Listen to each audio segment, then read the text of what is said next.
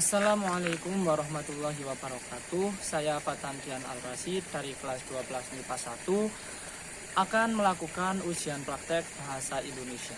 Di sini saya akan menceritakan tentang sejarah Renaissance. Jadi Renaissance sendiri berasal dari bahasa Prancis yang artinya adalah kelahiran kembali. Jadi meskipun Renaissance berasal dari bahasa Prancis, tapi sebenarnya kemunculan Renaissance itu pertama kali berasal dari Italia gitu. Nah, tetapi Renaissance itu dari Italia menyebar ke seluruh penjuru Eropa gitu sampai Afrika. Jadi akhirnya mempunyai 3 titik utama gitu ya, yaitu Romawi Timur, Romawi Barat, dan Afrika. Kalau Romawi Timur itu pusatnya di Konstantinopel, Romawi Barat pusatnya di Roma sendiri, dan kalau Afrika pusatnya di Mesir. Dari ketiga pusat itu mempunyai pengaruh sendiri-sendiri. Kalau di Romawi Timur itu atau Konstantinopel itu dipengaruhi oleh pemikiran dari Plato gitu. Jadi Platonis, atau kalau Platonis itu cenderung ke idealis. Jadi ide itu lebih penting daripada fakta atau realitas gitu. Nah, kalau Romawi Barat atau Romanya sendiri itu lebih dipengaruhi oleh Neoplatonis atau Platonisme yang lebih ke arah mistis gitu. Jadi setengah mistis. Sedangkan di Mesir atau Afrika itu dipengaruhi oleh Aristoteles. Jadi dulu Mesir itu sangat lebih maju dari Romawi Timur dan Romawi Barat di bidang keilmuan, karena Aristoteles sendiri menentang pikiran-pikiran Plato, meskipun Plato merupakan guru dari Aristoteles gitu. Nah, Renaissance sendiri itu terjadi pada abad ke-14 sampai abad ke-17. Juga ada yang mengatakan dari abad 15 sampai ke-16 gitu.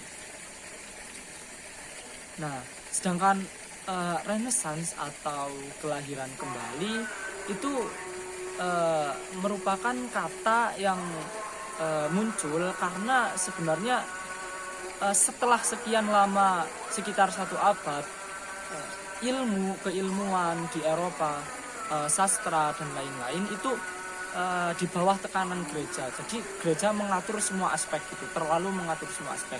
Muncullah Renaissance gitu, dalam arti pemberontakan terhadap gereja gitu. Nah, zaman dulu itu tidak boleh muncul pikiran atau pemikiran-pemikiran ilmuwan atau sastra atau apapun gitu yang bertentangan dengan gereja. Salah satu yang dikejar atau hampir dihukum itu Galileo ya, yang kita kenal sekarang itu penemu teleskop. Kenapa dihukum? Karena secara tidak langsung Galileo itu bertentangan dengan pemikiran gereja dalam hal tata surya. Kalau gereja itu menyebut tata surya itu geosentris atau bumi sebagai pusat tata surya, sedangkan bertentangan dengan Galileo yang mengatakan bahwa matahari merupakan pusat dari tata surya gitu.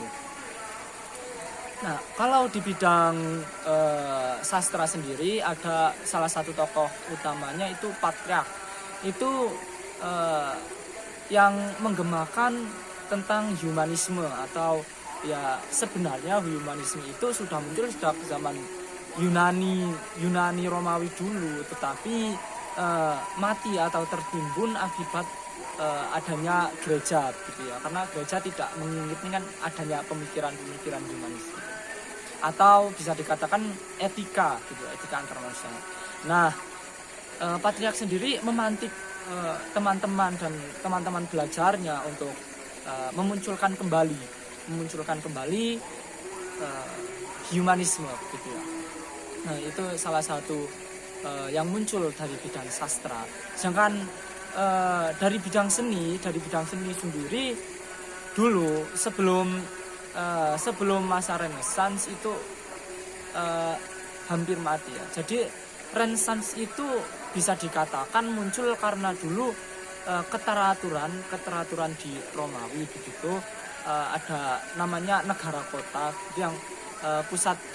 Jadi negara kota itu berkembang maju gitu, sehingga orang-orang itu berpikir gitu bahwa yang menguasai bumi itu sebenarnya adalah manusia gitu, bukan Tuhan, karena mereka bisa menciptakan dunia sendiri gitu.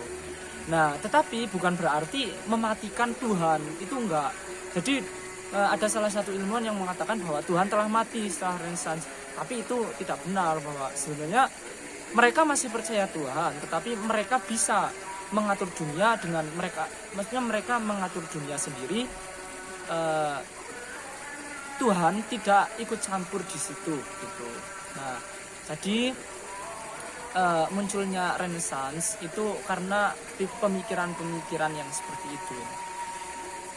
Nah, terus dalam bidang seni yang dulu hampir mati itu setelah Renaissance itu di Barat seni atau gambar itu bisa dikatakan sebagai sempurna itu ketika mirip dengan objek yang kita gambar gitu, yang sampai sekarang masih kita gunakan sebagai patokan gitu, bahwa gambar yang bagus merupakan gambar yang mirip dengan objek gitu ya. Nah itu, tetapi dulu itu sampai sekarang kita kenal Renaissance sebagai bisa dikatakan itu revolusi teknologi juga ya. Nah, meskipun sebenarnya Cina itu lebih maju di bidang teknologi pada abad pertengahan, karena ada salah satu ilmuwan yang berpendapat karena Cina itu hidup dalam keteraturan, masyarakatnya hidup dalam keteraturan, sedangkan di Eropa itu masyarakatnya itu penasaran gitu, penasaran dengan hal-hal yang mereka belum pelajari. Jadi mencari tahu terus gitu. Jadi setelah Renaissance itu justru Barat itu melampaui Cina gitu. Nah, mungkin cukup sekian dari saya ujian praktek kali ini. Wassalamualaikum warahmatullahi wabarakatuh.